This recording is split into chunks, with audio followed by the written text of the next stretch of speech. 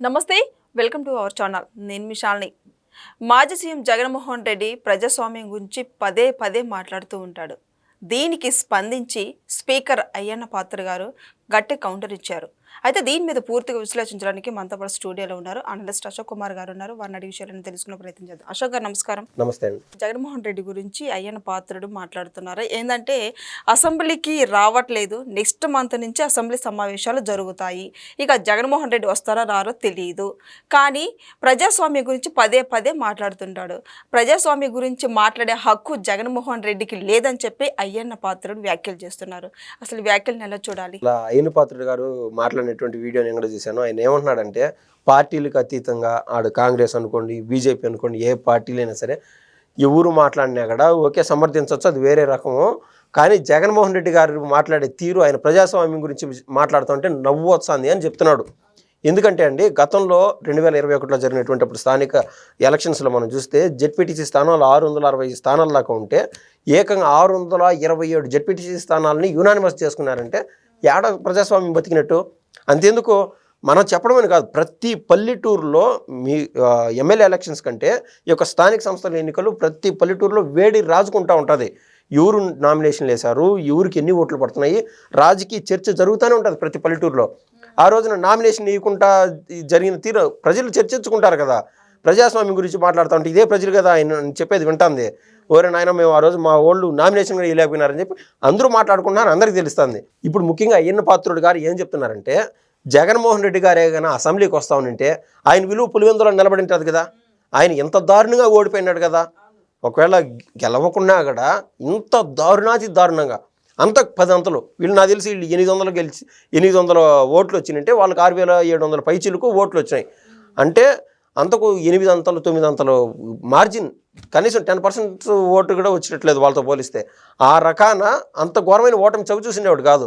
ఇప్పుడు అసెంబ్లీకి పోయి పులివెందుల ఎమ్మెల్యే కాబట్టి మాకు ఈ నిధులు కావాలా, మా దాంట్లో ఇంతమందికి ఇవి రావట్లేదు, ఇది ఎట్ట బాగా అడిగితే అసలు సోలోగా అసలు ఆ పెర్ఫార్మెన్స్ ఎంత బాగుంటుంది అంటే, మా జగన్ అన్న ఉన్నాడు అసెంబ్లీకి పోయినాడు అని చెప్పి వైసీపీ వాళ్ళు కూడా అనుకుంటారు కదా.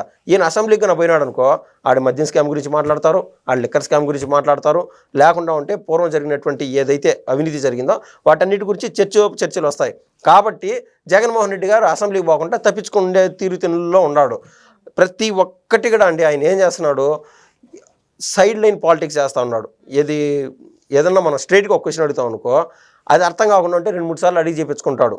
ఈ లోపు అది మర్చిపోతాడు, అడిగిన విలేకరుగా మర్చిపోతాడు. ఆయన తీరు ఆ విధంగా ఉండాలి జగన్మోహన్ రెడ్డి గారిది. మరి ముఖ్యంగా చూసుకుంటే అయ్యన్న పాత్ర చెప్పినట్టు నెక్స్ట్ మంత్ నుంచి అసెంబ్లీ సమావేశాలు జరుగుతున్నాయి.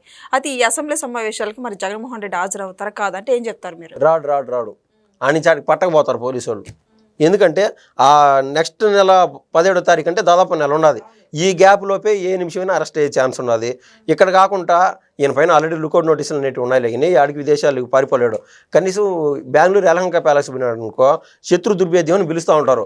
ఈవెన్ మిలిటరీ వాళ్ళు వచ్చినా కూడా, దేశానికి సంబంధించిన మిలిటరీ వాళ్ళు వచ్చినా కూడా దాదాపు 100 మంది మిలిటరీ వాళ్ళు చుట్టుపుట్టినా కూడా కనీసం 2 గంటల పాటు ఇంట్లోకి చొచ్చుకోలేరు. దాన్ని శత్రు దుర్భేద్యం అంటారు. ఆ యలహంక ప్యాలెస్ అక్కడికి పోయినా కూడా పెద్ద పెద్ద లాయర్లతో మాట్లాడుకోవచ్చు అని చెప్పి ఆడ తప్పించుకొని ఆడ తిరుగుతాడు. కానీ అసెంబ్లీకి కన్నా వచ్చినాడు అనుకో, ఏ నిమిషం అరెస్ట్ చేస్తారో ఎవరు చెప్పలేనటువంటి సందర్భం. ముందు అసలు తీగలాగితే కానీ డొంకగలదన్నట్టు అసలు మద్యం స్కాము ముందుకు రాకముందే, అంటే మద్యం స్కామ్లో ఇంత వాడివేడిగా ఈ సిట్ వారు దర్యాప్తులు చేయకముందే స్టార్టింగ్లోనే రాలా. స్వతహాగా ఆయన ఈగో క్యాండిడేటు. అది కాస్త పోయి ఇప్పుడు పులివెందులో ఓడిపోయినాం కదా, ఇంకైనా బుద్ధి తెచ్చుకొని ముందుకెళ్దామని ఇప్పుడు అనుకున్నా కూడా చేతులు కాలినాక ఆకులు పట్టుకొని ఏం లాభం అన్నట్టు. ఇప్పుడు రానంటే రాడు, సహజంగా వచ్చినవాడు కాదు. ఇప్పుడు రావాలనిపించినా కూడా రాలేని పరిస్థితి. ముందు నువ్వు వెనక గొయ్యి అన్నట్టు. మరి జగన్మోహన్ రెడ్డితో పాటు 11 మంది ఎమ్మెల్యేలు ఉన్నారు. మరి ఈ 10 మంది జగన్మోహన్ రెడ్డితో కలిసి 11 మంది అయితే అసెంబ్లీకి వెళ్ళే అవకాశం ఉందా లేదు? ఈ 10 మంది అయినా సరే వాళ్ళు పోయినా పోకనే అయినా పెద్ద వింత కాదు, విచిత్రం కాదు. ఆల్రెడీ వాళ్ళు చేసే పనులు వాళ్ళు చేసేసారు. ఒక జగన్మోహన్ రెడ్డి తప్ప మిగిలిన 10 మంది దాదాపు అంటే జగన్మోహన్ రెడ్డికి సంబంధం లేకుండా అసెంబ్లీకి వెళ్లకుండా అడిపి రిజిస్టర్లో సంతకాలు పెట్టుకొని వచ్చారు. ఎందుకంటే అదొక ఉంది కదండి, నార్మ్స్ అండ్ కండిషన్స్ ఉంటాయి. ఇన్ని రోజులు కన్నా రాకుండా ఉంటే, అసెంబ్లీ సమావేశాలు కానీ రాకుంటే ఖచ్చితంగా వాళ్ళు డిస్క్వాలిఫై అవుతారు అని చెప్పి అప్పటికే దాదాపు 20 రోజుల పైన వాళ్ళు ఆబ్సెంట్లో ఉన్నారు కాబట్టి ఒకరోజు పోయి సంతకాలు పెట్టుకొని వచ్చారు. వాళ్ళు ఇంక 20 రోజులు సెలవులు తీసుకోవచ్చు, ఇబ్బంది ఏం లే. ఆ రకాన జగన్మోహన్ రెడ్డి చెప్పిన ఆర్డర్ మేము నిలబెట్టుకున్నామని చెప్పి ఇన్ని రోజులు ఉన్నారు. కానీ వాస్తవం ఏంటంటే ఆయన పైన ఉండే ఆ 11 మంది ఉండే జగన్మోహన్ రెడ్డి గారితో కలిపి 11 మంది ఎమ్మెల్యేలు కదా, కనీసం 5 నుంచి 6 మంది ఎమ్మెల్యేలకి జగన్మోహన్ రెడ్డి అంటే పూర్తి స్థాయిలో ఇష్టం లేదు. యువతలేమో టీడీపీ వాళ్ళు, జనసేన వాళ్ళు, బీజేపీ వాళ్ళు గేట్లు ఓపెన్ చేయట్లే ఏది వాళ్ళ పార్టీలోకి వచ్చేదానికి. అయితే రాజీనామా చేసి రండి అని కూడా ఇంకా లాజిక్ చెప్పట్లేదు, ఎందుకంటే వాళ్ళు బిజీలో ఉన్నారు.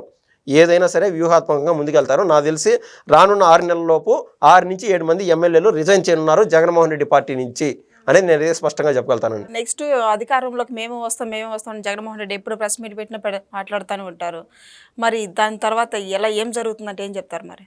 ఇప్పుడు ఆ మాదిరి మాట్లాడుకుంటా ఉంటే అసలు నేను కూడా జగన్మోహన్ రెడ్డి గారి ప్రెస్ మీట్ నేను చూస్తూ ఉంటా. ఎందుకంటే అది ఒకప్పుడు బోరింగ్ కొట్టేది, ఇప్పుడు అన్ని బూతులు. అసలు అంత ఘోరంగా మాజీ ముఖ్యమంత్రి ఏంటి బూతులు మాట్లాడేది ఏంది, వాడిని నరుకుతాం ఈయన కోసేస్తాం అని చెప్పడం ఏంది, అంత దారుణంగా మాజీ ముఖ్యమంత్రి అయిన కూడా ఆ లెవెల్కి పడిపోయినాడంటే ఇంక అర్థం చేసుకోవచ్చు. అసలు ఆయన ఏంది జెడ్పీటీసీ స్థానం గురించి వచ్చి మాట్లాడడం ఏంది, ఎలక్షన్స్ గురించి ఏది జెడ్పీటీసీ స్థానానికి సంబంధించి ఎలక్షన్స్ గురించి మాట్లాడడం ఏంది, అది అంటే ఆయన వాల్యూ ఆడికి కోల్పోయినాడని చెప్పి నేనైతే స్పష్టంగా చెప్పగలుగుతాను.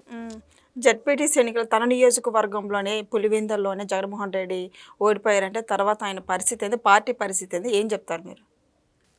నిజంగా ఎవరిని అడిగినా కూడా నాకు తెలిసిన కొన్ని పరిచయాల రూట్లో జగన్మోహన్ రెడ్డి గారికి అత్యంత సన్నిహితులు అనుకోండి, లేదా ఆయన కోసం పనిచేసేవాళ్ళు అనుకోండి, వాళ్ళతో ఫోన్ కాల్ చేసి మాట్లాడినప్పుడు ఏమైందంటే ఈరోజు రిజల్ట్ రాకముందే అయిపోయిందబ్బా తడిగుడ్డ వేసుకోవడమే అని చెప్పేసారు. అంటే ఆయన పక్కన వాళ్ళకే జగన్మోహన్ రెడ్డి పైన నమ్మకం లేదు, ఇంకా వైసీపీ అనేది అధికారంలోకి రావడం అనేది కల్లో మాటే. అసలు జగన్మోహన్ రెడ్డి గారు కూడా అన్నారు కదా, మా పార్టీకి నిధులు లేవు, ఏడన్నా డబ్బులు ఉంటే తెచ్చిందని చెప్పి. ఆ రకాన జగన్మోహన్ రెడ్డి గారు జైలుకు పోయినాక పార్టీని మహా అంటే భారతిరెడ్డి గారు 5-6 నెలలు ఏదో నడిపించినట్టు తూతు మంత్రంగా చేసుకుంటారు. కానీ అయిపోయింది, మ్యాటరే అయిపోయింది. ఎట్లా ఉంటుందంటే తమిళనాడులో విజయకాంత్ గారికి సంబంధించిన ఒక పార్టీ ఉంది, ఆ పార్టీ మాత్రం క్రమేపీ కనుమరుగైపోతుంది జగన్మోహన్ రెడ్డి గారి పార్టీ అని నేనైతే చెప్పగలుగుతానండి.